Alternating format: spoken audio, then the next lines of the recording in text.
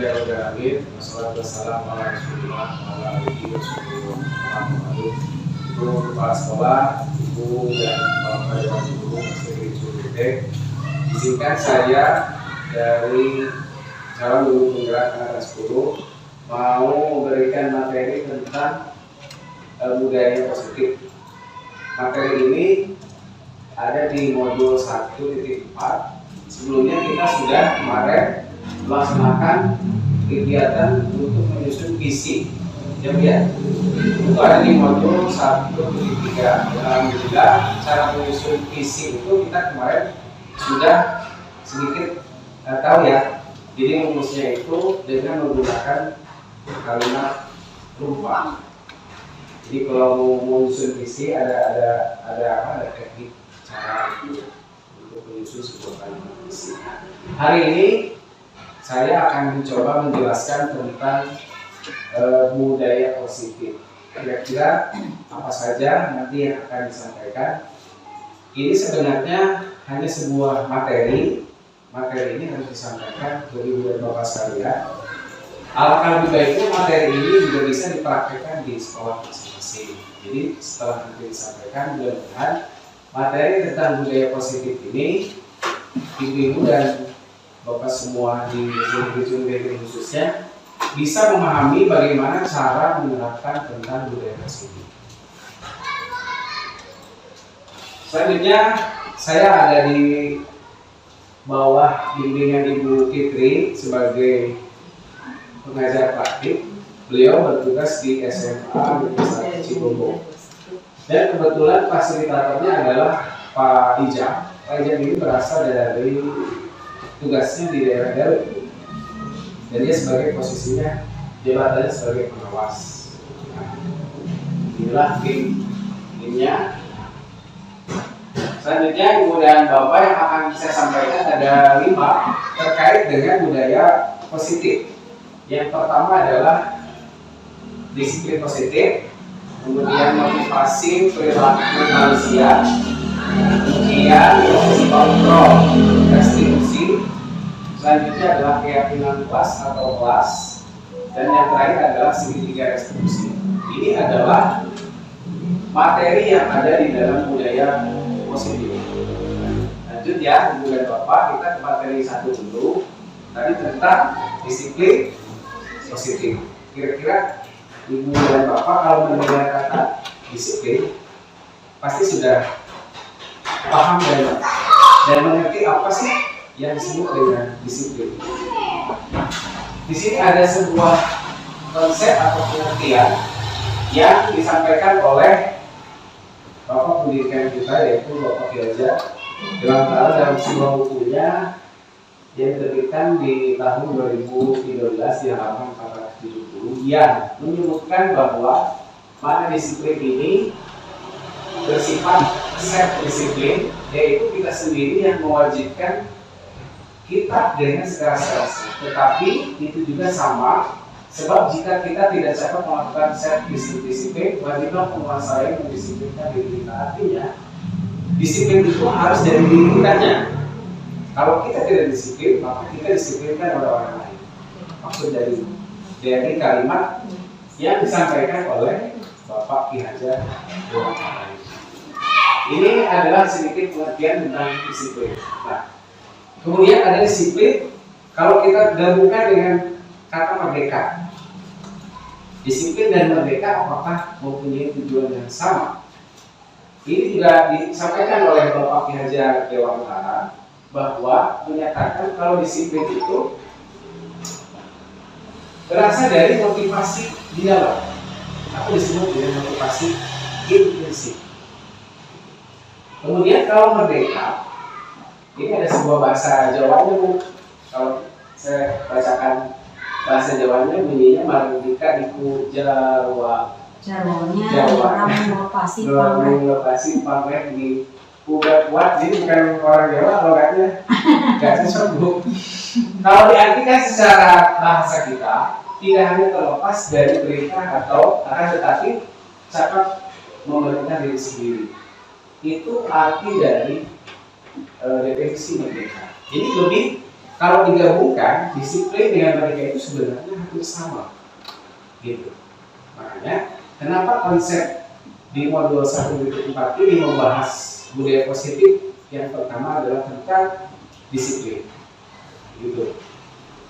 Selanjutnya,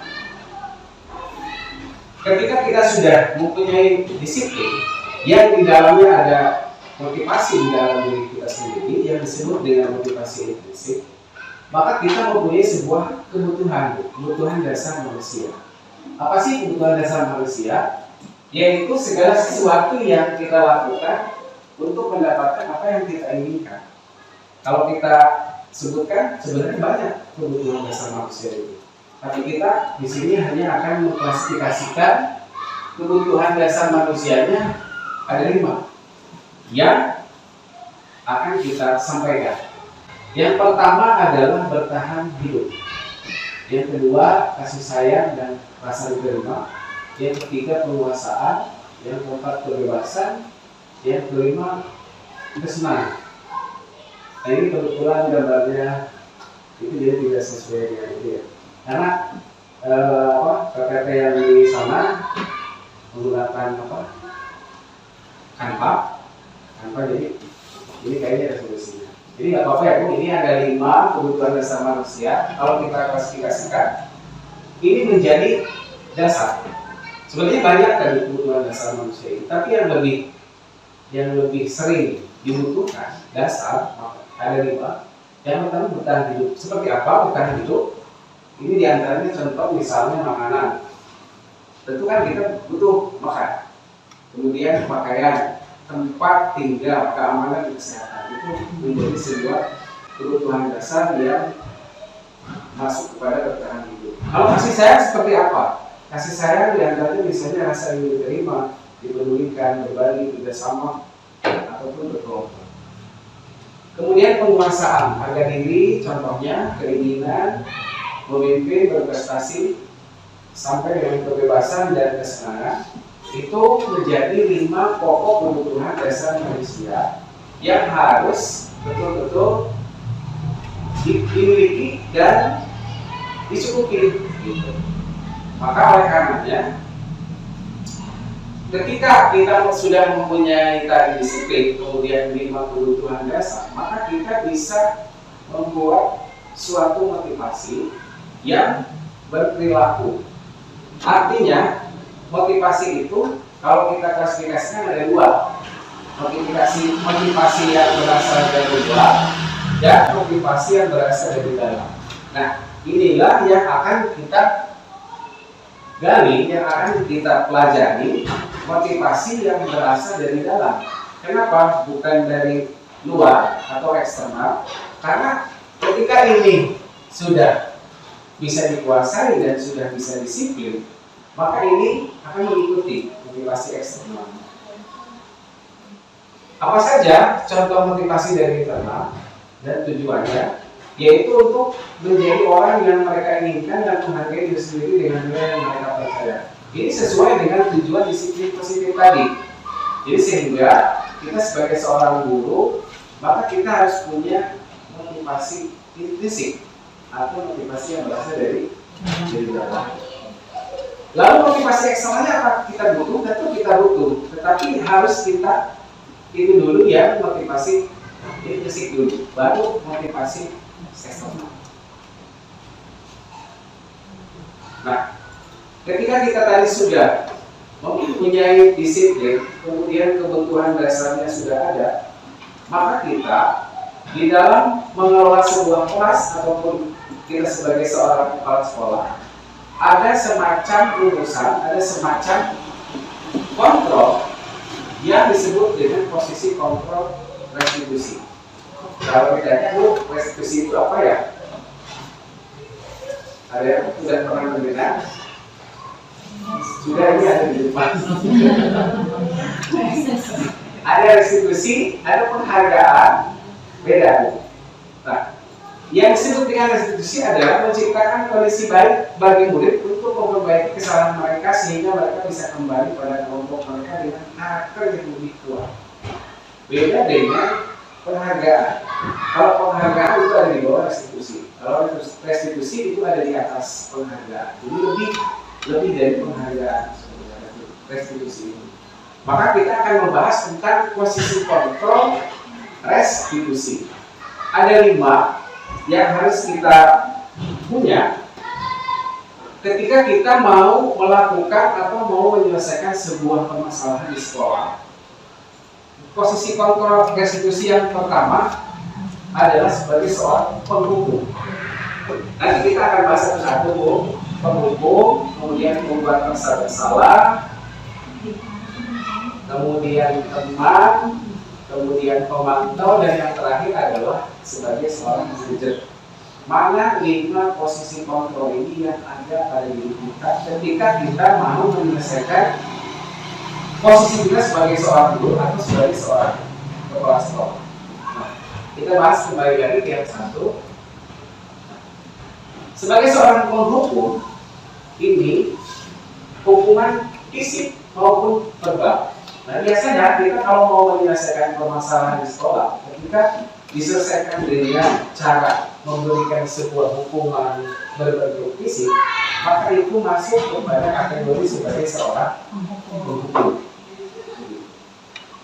Hasilnya, ketika kita menerapkan posisi sebagai seorang penghubung, maka siswa yang merasa terus-menerus dihukum akan diintimidasi oleh guru, akan merasa diintimidasi oleh guru, dan dapat mengalami penurunan motivasi belajarnya.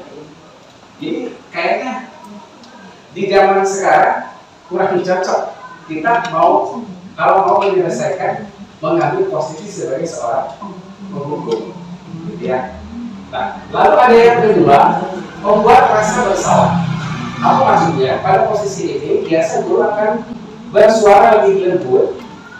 Membuat rasa bersalah akan menghubungkan kehadiran yang membuat orang lain merasa tidak nyaman, bersalah atau dihakimi. Artinya, ketika kita mengambil posisi ini, maka siswa akan terlalu sering atau tidak adil diberi perasaan bersalah. Jadi pun masih kurang cocok kalau kita menerapkan posisi sebagai membuat rasa bersalah.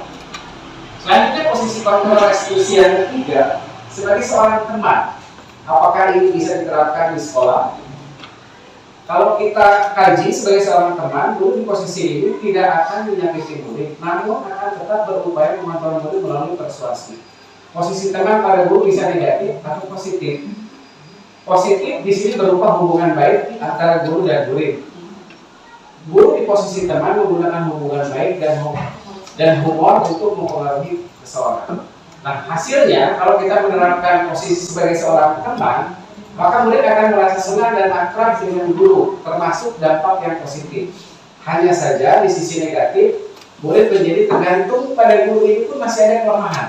Walaupun sudah posisi yang teman itu sudah baik, tapi ada kelemahannya. Kelemahannya adalah ini, murid akan merasa bergantung pada guru tersebut karena diposisikan sebagai seorang teman, gitu. Lalu yang keempat, posisi kontrol restitusi yang keempat sebagai seorang pemantau. Bagaimana maksudnya? Memantau berarti mengawasi. Pada saat kita mengawasi, kita bertanggung jawab atas perilaku orang yang kita awasi. Posisi pemantau berdasarkan pada peraturan dan konsekuensi dengan menggunakan sanksi atau konsekuensi, kita dapat memisahkan hubungan pribadi dengan guru sebagai seorang yang menjalankan posisi pemantau. Nah, ketika kita posisinya sebagai seorang pemantau, maka hasilnya murid memahami konsekuensi yang harus dijalankan karena telah melanggar salah satu peraturan sekolah. Guru tidak menunjukkan suatu emosi yang berlebihan, menjadi marah atau membuat merasa bersalah. Ini mungkin bisa jadi posisi yang keempat, restitusi yang keempat sebagai seorang pemantau bisa kita terapkan di sekolah. Hanya ketika kita posisi sebagai seorang pemantau, maka kita harus punya waktu yang lebih. Karena kita berarti memantau dan mengawasi siswa yang akan kita pantau, gitu. Ini posisi kontrol restitusi yang keempat. Dan yang terakhir adalah sebagai seorang manajer. Yang disebut dengan manajer adalah posisi di mana guru ataupun kepala sekolah berbuat sesuatu bersama dengan murid, mempersilahkan murid untuk mempertanggungjawabkan perilakunya, mendukung murid agar dapat menemukan solusi atas permasalahannya sendiri. Seorang manajer telah memiliki keterampilan di posisi teman maupun pemantau, dan dengan demikian bisa jadi waktu-waktu kembali kepada posisi tersebut bila diperlukan. Artinya, ketika kita mengambil posisi sebagai seorang manajer, di dalamnya ada pemantau, ada juga sebagai seorang teman, ada juga sebagai apa? Jadi manajer itu lebih tinggi posisinya. Dan inilah posisi kontrol restitusi yang harus kita miliki sebagai seorang manajer. Mungkin kalau ibu di jabatan kepala sekolah harus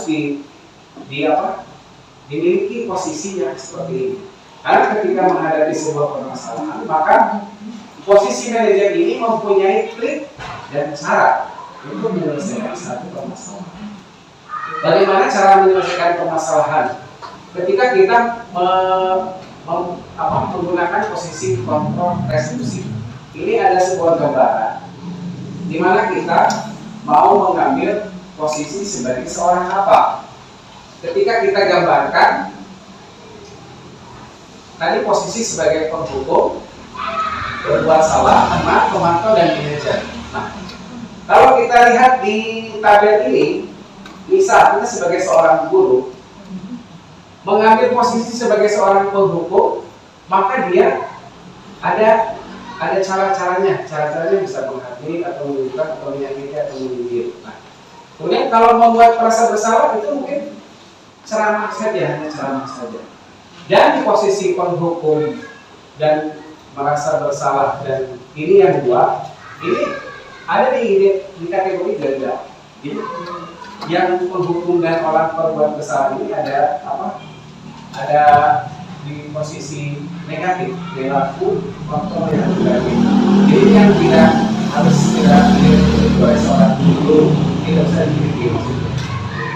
Tetapi yang ketiga, teman, pemantau, dan manajer itu bisa diambil sebagai posisi kontrol terhadap suatu permasalahan. Di antara tiga teman, pemantau, dan manajer yang lebih tinggi adalah manajer. Tentu kalau yang teman dan pemantau tadi ada semacam kelemahannya. Tetapi kalau sebagai seorang manajer itu bisa semua posisi ini ada di manajer. Nah, ini sebagai contoh kalau kita mau menyelesaikan satu permasalahan. Kemudian ketika murid pun kalau dilihat di posisi kontrol ini, maka akan terlihat dari perkataannya. Nah, misal ketika ada di penghukum, dia akan berkata saya tidak peduli. Itulah hasil dari posisi kontrol yang kita ambil. Makanya ketika kita mengambil posisi kontrol sebagai manajer, hasilnya pun boleh bisa memperbaiki keadaan. Saya akan memperbaiki masalah ini dengan murid pun lebih terselesaikan ketika mengambil posisi sebagai seorang manajer. Nah, kira-kira Ibu dan Bapak dari yang tadi disampaikan, kita di posisi mana, Bu? Ketika kita menyelesaikan kelas gitu. Apakah penghukum? Apakah membuat merasa bersalah? Ataukah teman? Atau pemantau? Atau seorang manajer? Gimana, Bu? Seorang teman? Kalau kepala sekolah, Bu Pak, kalau kepala sekolah bisa tiga itu ya. Oh iya, betul, Bu. Teman, pemantau, dengan manajer. Kepala sekolah itu minimal tiga harus di. Soalnya kita berhadapan dengan berbagai macam karakter yang berbeda dan mempunyai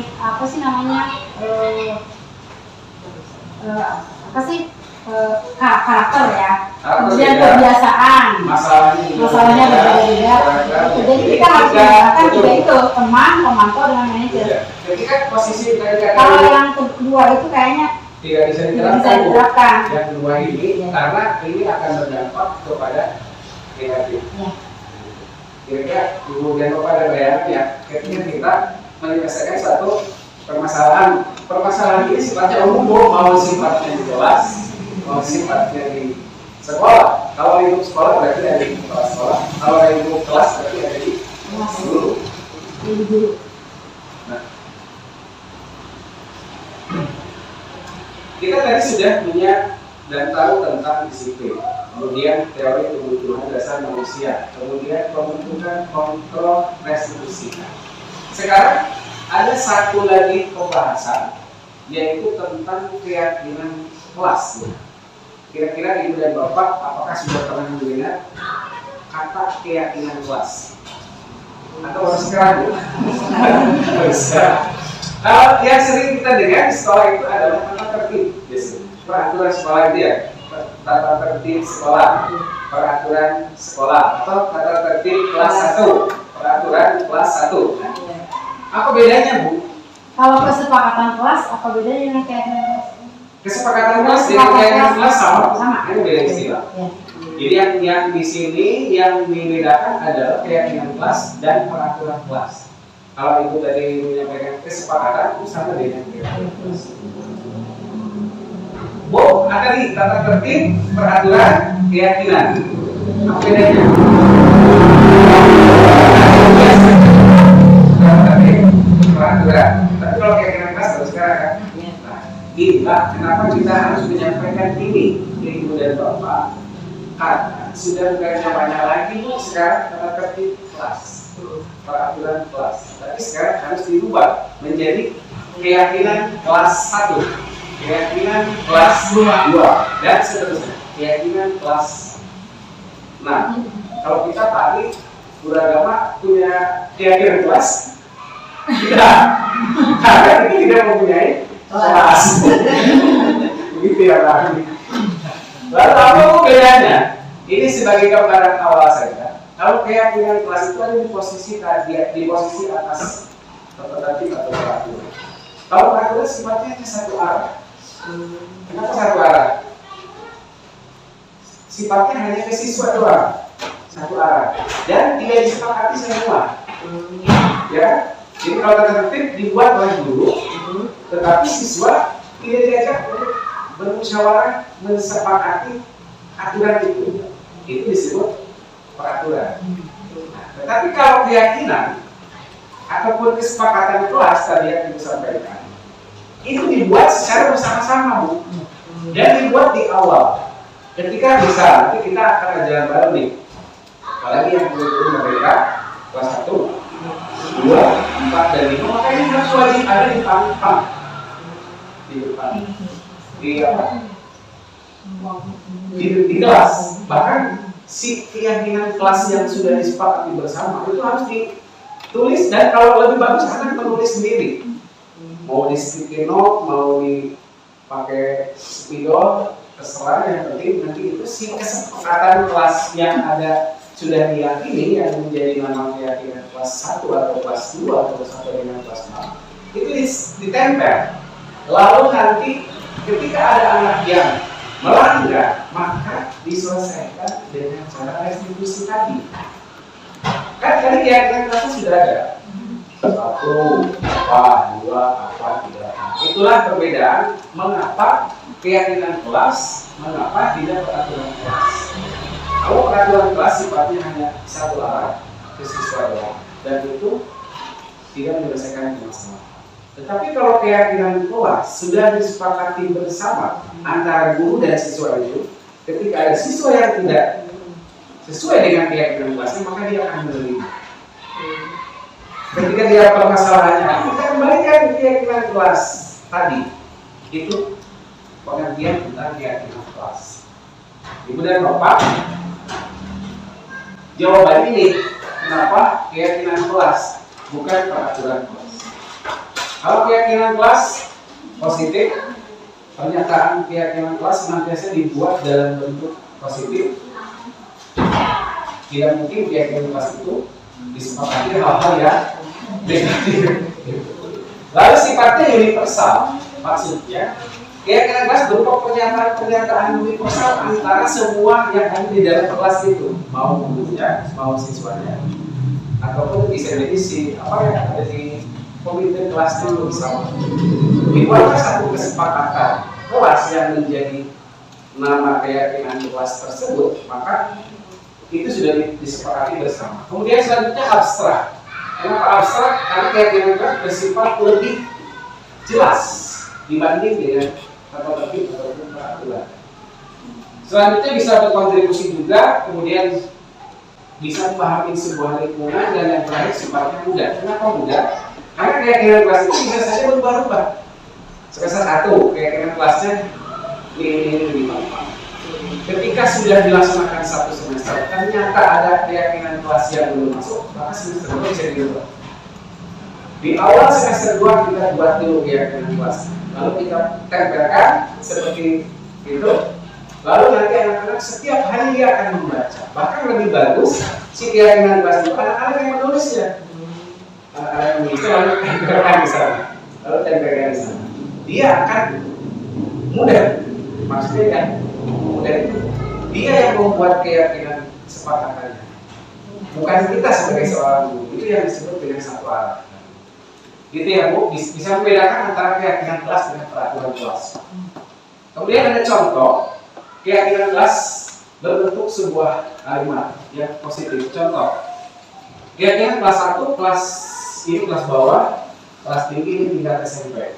Kalau kelas 1 contoh misal, kan nggak mungkin Bu anak kelas 1 bisa nulis ya Bu. Ya apa-apa. Kan belum bisa nulis ya Bu kalau kelas 1. Nah itu mungkin guru kelas 1, 2 itu lebih ke gurunya. Tapi si kesepakatan kelas yang disampaikan itu anak-anak agar bisa dibaca, agar bisa membacanya, kesepakatan kelasnya. Contoh misalnya, setiap anggota kelas perlu belajar misalnya. Itu sebelum ditempel dan dijadikan sebuah keyakinan kelas, maka anak-anak harus tahu dulu kalimat-kalimat keyakinan kelasnya, supaya mereka tahu, supaya mereka ketika sudah dibaca oleh si kelas 1 atau kelas 2 masing-masing siswa, maka dia akan mudah mengingatnya seperti itu. Kalau contoh kelas atas beda dengan kelas 1. Kalau kelas atas lebih simpel mungkin ya kata-katanya. Misalnya selalu bersikap positif. Kan kalau kelas bawah positif nggak tahu apa. Tapi kalau kelas 5 pasti tahu ya. Oh bisa. Bersikap positif artinya pasti bersikap baik. Kemudian dan lain sebagainya. Ini contoh keyakinan kelas yang sudah disepakati lalu ditempelkan di depan kelas ataupun di pinggir ataupun di apa. Dan kalau lebih bagus sih kesepakatan kelas ini dibuat dalam bentuk apa itu namanya Bu? Medi. Dibuat dalam bentuk medi supaya anak-anak setiap hari bisa membaca. Ini contoh keyakinan kelas. Nah, tadi sudah, ini yang terakhir, kita ada satu cara lagi ketika kita mau menyelesaikan suatu permasalahan. Kalau tadi kan posisi 5 kontrol, restitusi. Nah, kalau sekarang ada 3 langkah yang disebut dengan segitiga restitusi. Ketika kita memiliki suatu permasalahan di sekolah, ada rumus dari segitiga restitusi. Yang pertama adalah menstabilkan identitas, yang kedua validasi tindakan yang salah, dan yang ketiga menanyakan keyakinan kelas. Itu disebut dengan segitiga restitusi. Nah, yang pertama menstabilkan identitas. Maksudnya apa? Bagian dasar dari segitiga restitusi bertujuan untuk mengubah identitas dari orang yang gagal karena melakukan kesalahan menjadi orang yang sukses. Contoh kalimatnya ini ada sebuah contoh kalimat ketika anak memiliki satu permasalahan. Contoh misalnya, berbuat salah itu wajar. Jadi si anak itu diberikan dulu motivasi. Atau misalnya tidak ada manusia yang sempurna, supaya anak itu tidak langsung dijudge salah. Maka cara yang pertama dilakukan ketika kita mau melakukan segitiga restitusi, yang pertama caranya adalah menstabilkan dulu identitas. Maksudnya adalah disterilkan dulu lah gitu anak yang punya masalah. Nah, ini ada contoh kata-kata ataupun kalimat yang masuk ke cara menstabilkan identitas. Ataupun misalnya ibu bapak juga pernah melakukan itu.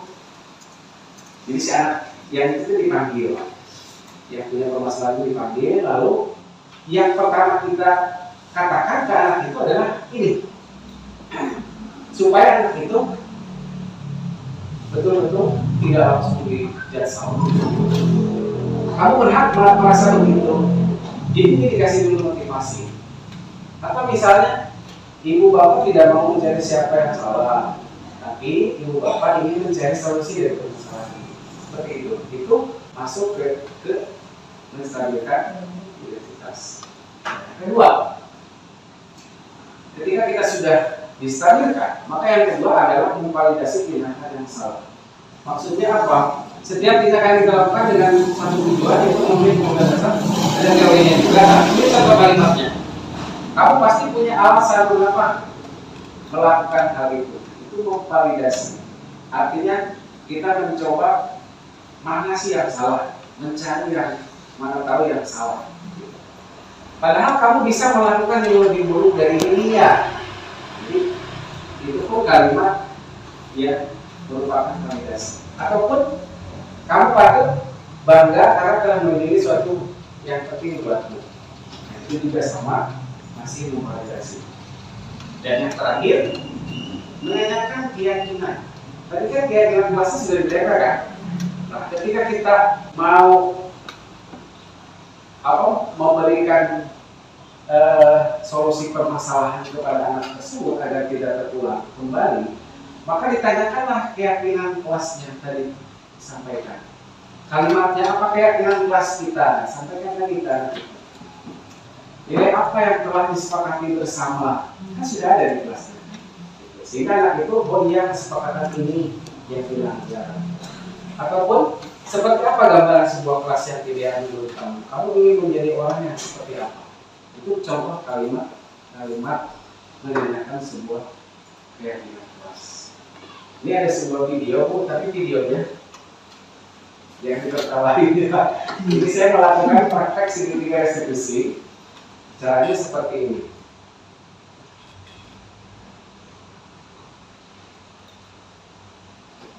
Ada suaranya. Kalau yang silakan.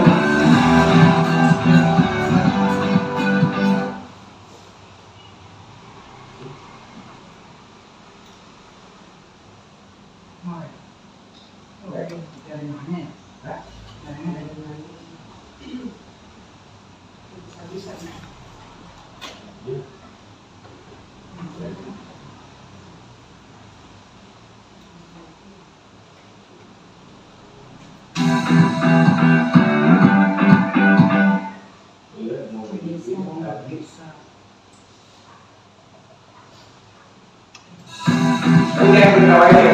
Ini sebuah praktek.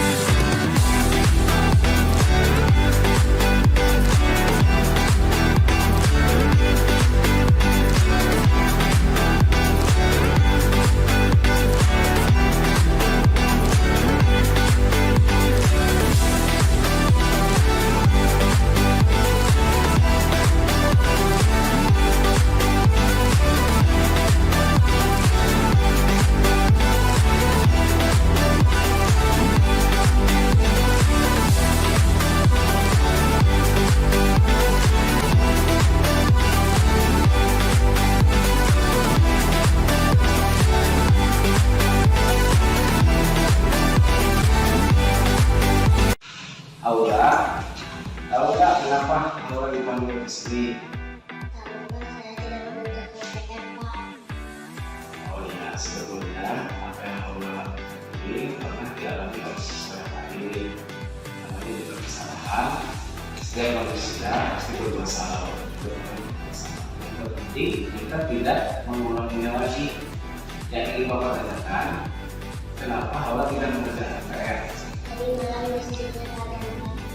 Oh, begitu ya. Memang di rumah tidak ada lampu kulit atau tidak ada lampu kontrol.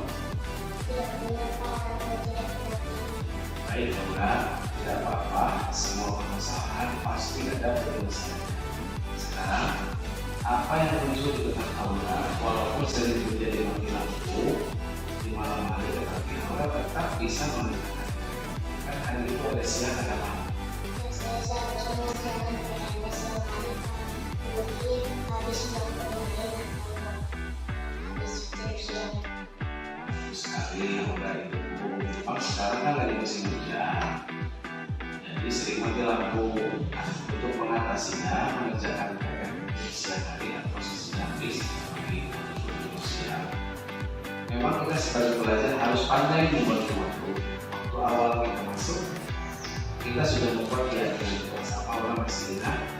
Dari yang Nah, betul sekali Aura, apakah sudah menempatinya? lupa saya yang sudah Nah, sekarang rencana Aura ke depan seperti apa?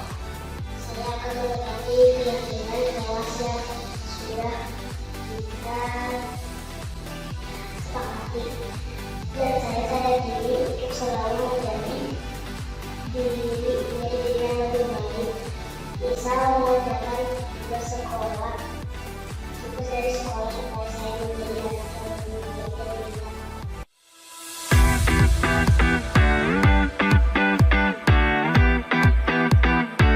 Doni, tahu nggak kenapa Bapak panggil di sini? Kalau saya membuang sampah sembarangan, Pak. Oh iya, setiap orang kamu berbuat salah ya Pak. Jadi kamu berbuat salah, tapi kamu tidak sengaja melakukan hal itu. Iya, tahu, Pak.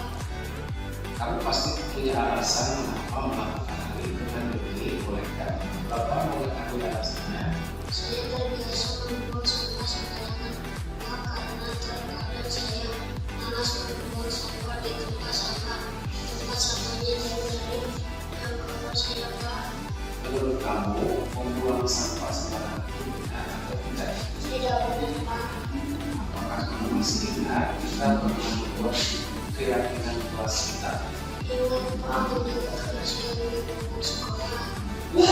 Kalau menurut kamu, apakah tindakan kamu sesuai dengan keyakinan kelas kita? Tidak sesuai, Pak. Kamu bilang tadi terbiasa membuang sampah sembarangan. Bagaimana kamu mengatasi kebiasaan buruk itu? Saya akan membuang sampah pada tempat sampah, Pak. Yakin kamu bisa melakukan hal itu? Yakin, Pak, Doni berjanji akan membuang sampah pada tempatnya. Assalamualaikum warahmatullahi wabarakatuh. Terima kasih Bapak yang atas langkah yang telah Bapak berikan. Kini Aura menjadi lebih baik dan tidak pernah lupa dalam mengerjakan PR di rumah. Tugas supaya menjadi lebih baik dan pintar. Wassalamualaikum warahmatullahi wabarakatuh. Assalamualaikum warahmatullahi wabarakatuh. Terima kasih Bapak atas langkah yang telah Bapak berikan kepada Doni. Insya Allah Doni akan selalu menjaga kebersihan di sekolah, lalu membuang sampah pada tempatnya. Assalamualaikum warahmatullahi wabarakatuh.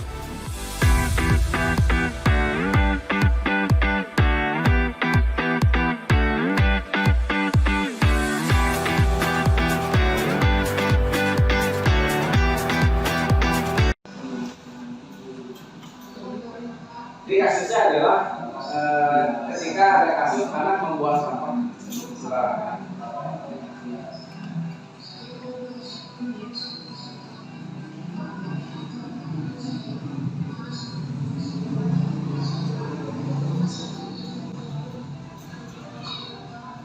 Menurut kamu membuang sampah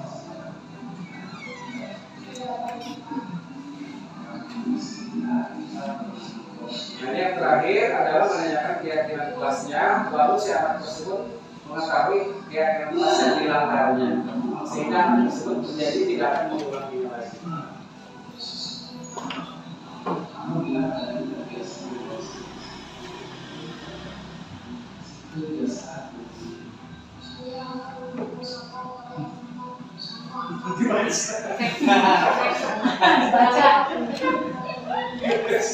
Soalnya saya pun sudah kita ngomongin teks.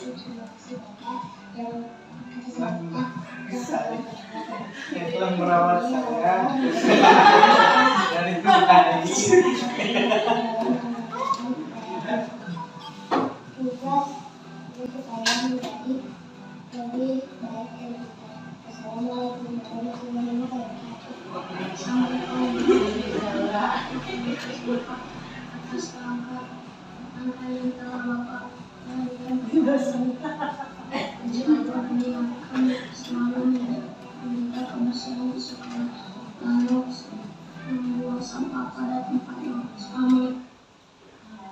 Juga adalah contoh ketika kita mempraktekkan segitiga restitusi. Ya, yang pertama apa tadi Bu?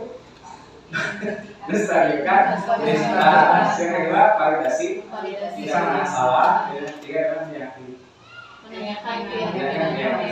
Begitu ya, tiga cara itu. Dan kalau kita lihat, kalau sekarang ternyata yang dipraktekkan di tingkat SD ini mungkin bisa. Tapi kalau di tingkat SMP dengan SMA itu sudah tidak bisa. Anaknya sudah ada yang sudah jujur.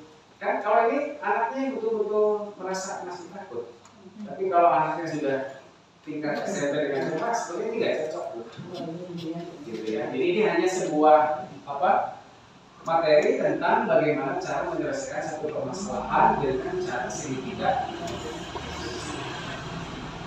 Nah, kesimpulannya, Ibu dan Bapak dari yang tadi disampaikan tentang budaya positif, yang pertama itu adalah disiplin positif. Disiplin positif itu bisa membuat sebuah kontrol, yang mana tadi teori kontrol yang ada di dalam manusia itu ada berapa tadi Bu? 5. Ada 5 ya ini. Posisi 5 kontrol. Yang pertama sebagai seorang penghukum, membuat rasa bersalah, sebagai teman, pemantau dan manajer. Dan yang terakhir adalah segitiga restitusi. Nah ini kesimpulannya. Pendekatan yang disebutkan sebelumnya sangat penting dalam membantu anak menghadapi kesalahan mereka dengan cara yang konstruktif dan mendukung pertumbuhan mereka. Ini membantu mereka memahami bahwa kesalahan adalah bagian dari proses pembelajaran dan pertumbuhan yang bukan identitas mereka. Artinya, yang tadi disampaikan mulai dari disiplin positif sampai ke segitiga restitusi adalah sebuah cara atau pendekatan untuk menyelesaikan satu permasalahan dengan cara yang anak inginkan gitu. Soalnya kalau tadi misal posisinya diambil dengan menghukum atau itu anak tidak akan berhasil atau disebut dengan gagal. Dan yang kedua adalah menanamkan sebuah gagasan bahwa kesalahan adalah peluang untuk belajar dan tumbuh adalah prinsip yang sangat berharga dalam pendidikan. Kalau mendekati anak dengan empati, kita dapat membantu mereka merasa lebih nyaman dalam belajar dari kesalahan mereka dan mengembangkan kemampuan untuk mengatasi masalah. Jadi intinya materi ini tentang budaya positif di sekolah, mulai dari disiplin positif, kebutuhan dasar manusia, kemudian apa lagi Bu? Posisi kontrol, 5 kontrol posisi restitusi, dan yang terakhir adalah segitiga restitusi. Terima kasih Bu sudah mendengar apa yang disampaikan. Ibu dan Bapak bisa memahami.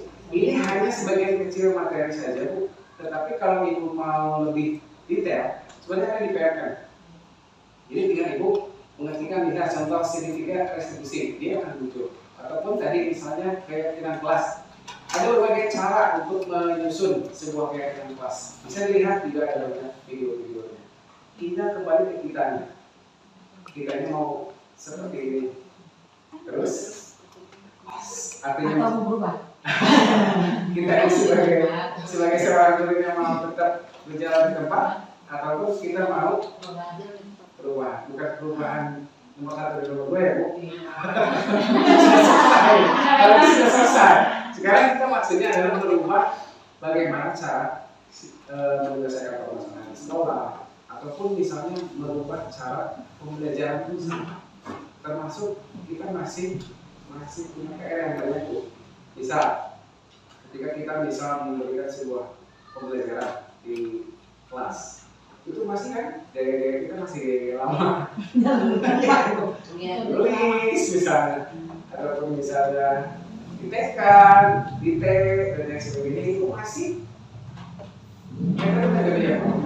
Sekarang sudah sebenarnya sangat variatif, berubah dan banyak caranya juga sesuai dengan, makanya kenapa tadi disebut berdiferensiasi. Kita sekarang ada di modul 2021. Nah, artinya kita sedang mempelajari bagaimana caranya menyelesaikan siswa yang bermacam-macam, yang berbeda-beda atau bervariatif, berdiferensiasi. Nah, oleh karena itu kita dibekali dulu ini Bu, dibekali dulu teorinya, dibekali dulu solusinya, dan yang terakhir kita praktek. Itu saja yang bisa disampaikan ke Ibu semua. Nasinya belum datang Bu.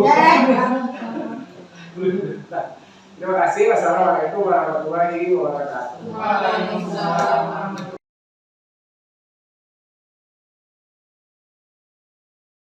Setelah pemaparan tadi materi dari guru penggerak dari Bapak Sahrul, alhamdulillah ada sedikit ilmu yang saya dapatkan dari yang mungkin guru-guru belum tahu ya tentang materi tersebut, apa itu restitusi dan sebagainya.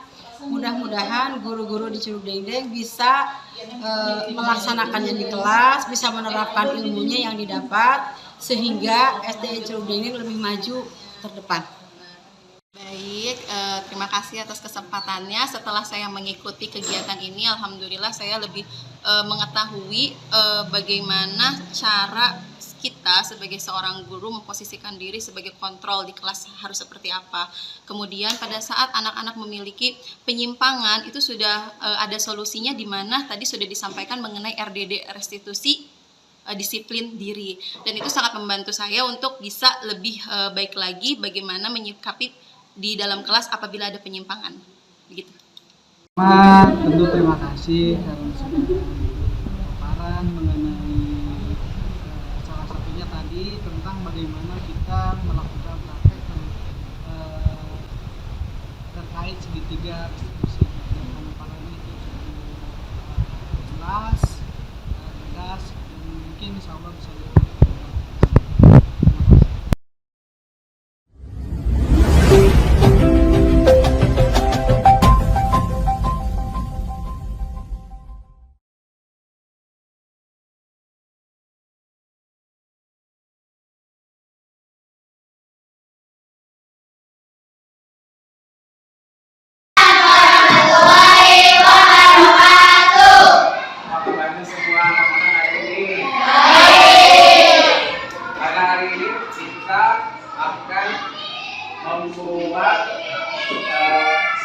tentang keyakinan kelas. Sebelum itu Bapak mau nanya dulu, semua kepada kelas 5 sudah pernah mendengar belum keyakinan kelas? Kalau peraturan kelas sudah pernah mendengar? Kalau tata tertib kelas pernah mendengar? Bapak ingin minta pendapatnya kepada siapa yang berani. Kalau peraturan kelas atau tata tertib kelas itu apa? Ada yang berani? Tidak ada. Kalau tidak ada, Bapak jelaskan dulu ya perbedaannya keyakinan kelas dan peraturan kelas. Biasanya kalau peraturan kelas itu atau tata tertib kelas itu selalu dibuat oleh siapa? Oleh Bapak Guru, oleh Ibu Guru. Nah, terus biasanya kalau sudah dibuat peraturan kelas atau tata tertib kelas, itu kamu semua suka mentaatinya apa tidak? Mentaatinya, ya. Nah, nanti kalau yang akan kita buat itu keyakinan kelas. Bedanya kalau peraturan kelas atau tata tertib kelas itu biasanya dibuat oleh guru hanya satu arah. Siswanya tidak diajak musyawarah dulu, siswanya tidak diajak sepakat, ya. Jadi tidak Mensepakati dulu. Nah, itu namanya tata tertib atau peraturan kelas. Kalau keyakinan kelas itu dibuatnya sama-sama, gurunya, siswanya, semua yang ada di kelas ini menuangkan kelasnya mau seperti apa, mau negatif atau mau positif, mau jelek atau mau bagus. Nah, nanti kita semua menulis kondisi kelasnya mau seperti apa, ya. Lalu disepakati bersama, lalu nanti kita tempelkan. Itu namanya keyakinan kelas. Ya.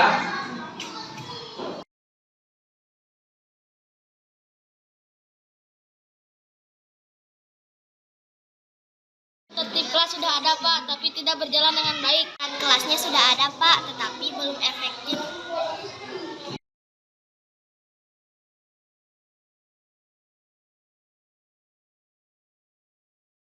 Saya ingin kondisi kelasnya komplit. Misalnya ada AC-nya, ada proyektor kelasnya, ada TV-nya, dan lain-lain. Dan ingin kondisi kelasnya rapi, dicat, terus depannya ada TV, sama mejanya rapi Pak.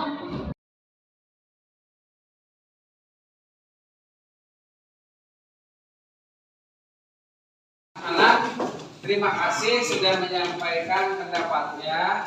Tadi Aina ingin kondisi kelasnya rapi, Sinta juga ingin kondisi kelasnya baik, Dana kondisi kelasnya ingin komplit. Nah, semua itu bisa diwujudkan di kelas ini asal kitanya semua mensepakati ya.